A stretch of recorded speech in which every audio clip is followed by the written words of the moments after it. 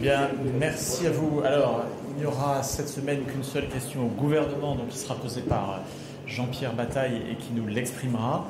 Pour le reste, nous avons eu ce matin avec l'ensemble du groupe une longue discussion sur la question de la censure du gouvernement Bayrou, d'où il ressort que d'abord un très vif mécontentement d'une majorité écrasante du groupe des indépendants par rapport à la politique du gouvernement, qui nous semble une politique néfaste pour le pays, par son inaction, par son immobilisme, par la volonté permanente de repousser les débats à plus tard, par l'insensibilité déconcertante du gouvernement face au dérapage actuel des finances publiques sur le budget 2025, face à la perspective de voir un Premier ministre présenter ses solutions budgétaires une fois qu'il aura la certitude que la session est terminée.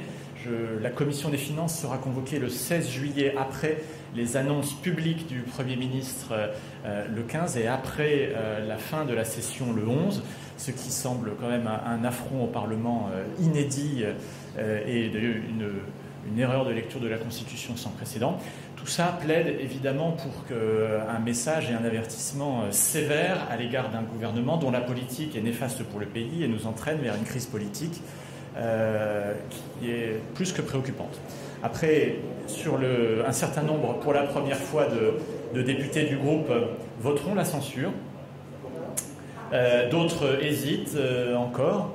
Et la majorité du groupe, pour l'instant en tout cas, est plutôt dans l'idée d'attendre l'échéance du budget, qui est l'acte politique significatif sur lequel nous jugerons de la réalité des intentions du gouvernement. Enfin, aujourd'hui, il y a un véritable trouble et une véritable volonté d'une partie importante des députés, en tout cas, de sanctionner ce gouvernement et dans sa politique et dans ses intentions.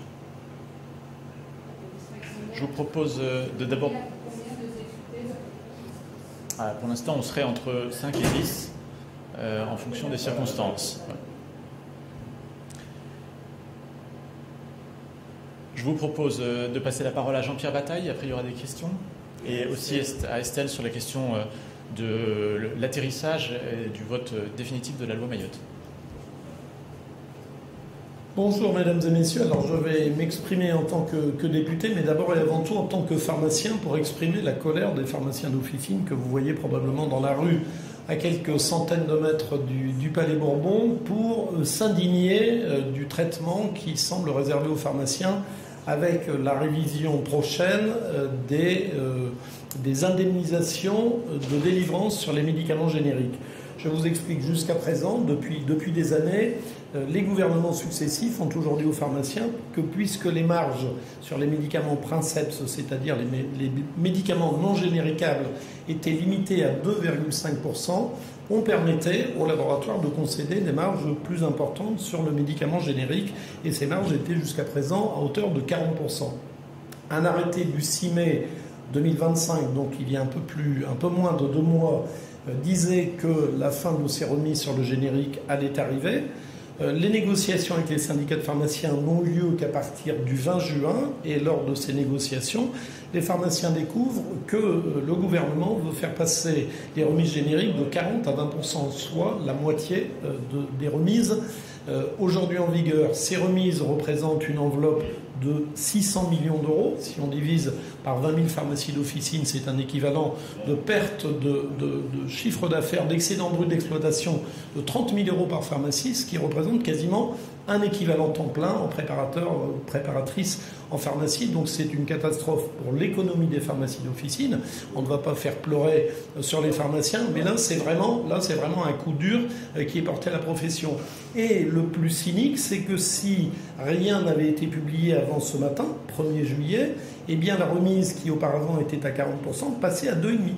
Voilà, donc au moment où je vous parle, les pharmaciens sont assujettis à une remise sur le générique de 2,5% comme pour tous les médicaments de Princeps. Voilà, donc c'est une colère légitime. Vous savez que les pharmacies représentent des liens de proximité avec la population. Je me permets de vous rappeler l'importance que les pharmacies ont occupée en période Covid. Nous avons distribué les masques, nous avons fait les tests les premiers. Nous sommes aujourd'hui dans des politiques de dépistage et de prévention pour les angines, pour le diabète, pour un certain nombre de maladies chroniques, et que nous assurons sur le territoire la coordination des soins à domicile, puisque les réseaux d'aide à domicile, avec les médecins et les pharmaciens, constituent un vrai réseau qui permettent d'accueillir le matériel médical et les livraisons dans les maisons qui en ont besoin.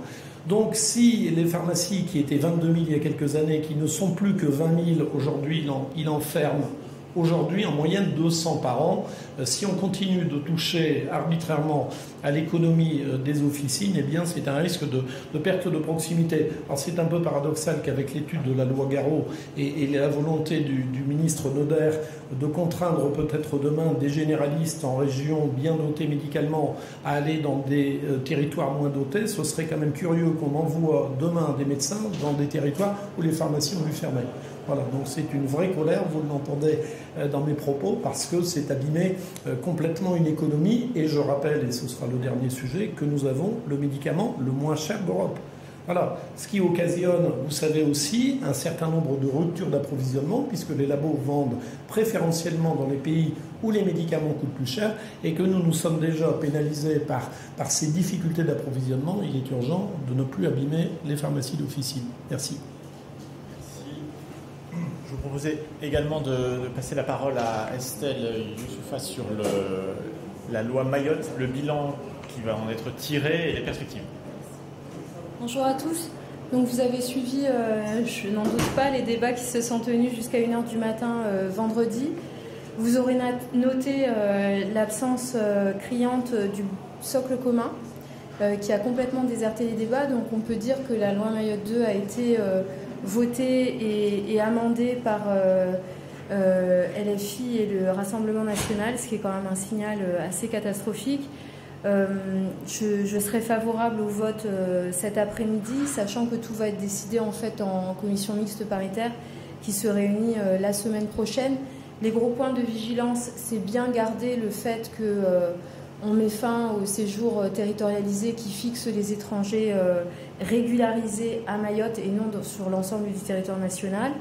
Et la deuxième question relève de l'alignement des droits sociaux qui ont été décidés et validés par l'Assemblée, mais qui en fait, par les deux chambres d'ailleurs, mais qui en fait sont liés à la mise en place du système d'exonération des cotisations patronales spécifiques aux Outre-mer qui s'appelle la LODEOM et auquel Mayotte a droit. Et par dérogation, le gouvernement ne veut pas la mettre en œuvre à Mayotte et ça hypothèque grandement la capacité d'aligner. Si vous voulez, les dispositifs de la LODEOM prennent en compte la cherté de la vie dans l'outre-mer, l'insularité, l'éloignement, et donc c'est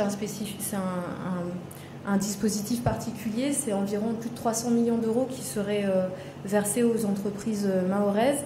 Aujourd'hui, ce dispositif est uniquement appliqué à la Réunion, la Martinique, la Guadeloupe et la Guyane, sans aucune explication sur son absence à Mayotte. Et donc là, quand on va vers l'alignement, ça ne peut pas être soutenable pour nos entreprises s'il n'y a pas la mise en place de la LODEOM qui existe par ailleurs dans les autres territoires. Donc ça, c'est les gros angles sur lesquels la position du gouvernement et la mienne et celle des élus de Mayotte dans leur ensemble est complètement opposée. Et il y aura des grosses négociations lors des discussions pour la commission mixte paritaire. Les trois autres élus de Mayotte seront membres votants. Moi, je ne suis pas titulaire en commission mixte paritaire cette fois-ci. Et donc, on va encore beaucoup négocier. Le sujet, juste pour qu'on comprenne bien, cette loi de programmation flèche le financement, mais elle ne le garantit pas. Tout devra être décidé lors de la loi de finances cet automne, avec une première grosse étape au CIOM la semaine prochaine, le comité interministériel Outre-mer, qui réunit l'ensemble du gouvernement autour de leur politique sur les Outre-mer avec des arbitrages. Donc ce sera la semaine prochaine. Sur la question de la censure, même si tu ne l'as pas abordée, je voulais quand même vous rappeler que à Mayotte, s'il ne tenait qu'à moi, la censure nous démange. Je voudrais juste vous rappeler que le Premier ministre Bayrou, il a failli le traîner par les cheveux pour qu'il vienne à Mayotte. Il a présenté son gouvernement le jour du deuil national pour Mayotte. Il est passé de 11h pour son annonce à 18h, Grand Prince. Le financement de la reconstruction n'est pas dans le budget 2025, c'est-à-dire que le gouvernement a passé son budget en force au printemps après le cyclone sans avoir inclus le financement de la reconstruction. Ce qui fait qu'aujourd'hui, il n'y a pas un élément de la reconstruction publique qui a commencé à Mayotte. Au point que même l'établissement public chargé de la reconstruction n'est toujours pas sorti des fonds baptismaux. Enfin, je veux dire, si vous avez un exemple de l'inertie à la Bayrou, c'est Mayotte. Et là, je vous avoue que rajouter l'injure à l'insulte, de mettre le débat à la fin de la session, quand il n'y a plus un chat dans l'Assemblée, c'est un message qui a été très très mal perçu à Mayotte, qui a été très visible, parce que les rangs étaient extrêmement clairsemés. Et politiquement, quand même, ça laisse Mayotte aux mains des extrêmes. Donc moi, toutes les postures de Tartuffe en train de nous dire oui, Mayotte, vous êtes des radicaux, etc. Les partis du socle commun ne font pas campagne à Mayotte. Mais en plus, là, quand il s'agit de voter, ils font la chaise vide. Donc, si vous voulez, ça devient quand même assez choquant. Oui. Sur les visas territoriaux, ils ont bien été supprimés ici à l'Assemblée. Oui. Il n'avait pas été au Sénat. Non. Et donc, mais par contre, le vote final n'y a rien changé. Dans le texte, il y a toujours cette suppression des visas territoriaux. Oui. Donc, ce que je veux dire, l'absence du socle commun n'a pas forcément nui à c'est pas certain. à ce volet-là. C'est pas certain. Il y a une division au sein du socle commun sur la fin du visa territorialisé, mais qui reflète celle du gouvernement. Parce que oui, mais pour le moment, elle est dans le texte. Elle sera en CMP discutée. Oui. Ah bah oui, le risque, il est là. C'est-à-dire qu'elle est passée à l'Assemblée parce que le Rassemblement national s'est abstenu. Marine Le Pen ayant changé d'avis quand j'ai publié sur Facebook qu'à Mayotte, tout le monde sache sa position. Parce qu'elle fait 60% à Mayotte. Et que c'est l'ensemble des élus. Oui, elle l'a très mal vécu. L'ensemble des élus et de la population demandent la fin du visa territorialisé. Pour nous, il n'est pas question, contrairement à ce que certains disent, d'organiser un appel d'air. C'est de prendre tout le monde à ses positions. C'est-à-dire que moi, je ne doute pas qu'à la fin du visa territorialisé, j'aurai l'ensemble de la classe politique pour me dire on met Frontex à Mayotte, on protège la frontière. Vous voyez ? Donc là, tant que ça reste notre problème, la question migratoire à Mayotte, tout le monde s'en fout. Le jour où vous commencez à accueillir quelques familles comoriennes qui ont été régularisées par les lois votées ici, là on verra comment s'oriente le débat. Et notre espoir, c'est ça. Sur le côté fléchage de la loi de programmation, vous avez eu des engagements du ministre au banc, quand même, sur le fait que ça soit intégré désormais dans la loi de finances de 2026. Non, il n'y a pas eu d'engagement là-dessus. Ah bon, il ne s'est pas engagé là-dessus ? Il ne s'est pas engagé là-dessus verbalement. Et comment dire, on a juste la loi de programmation. Donc en fait, Inch'Allah. Merci à vous, il est 12h15 et donc en ce jour particulier, nous cédons la parole au Parti socialiste.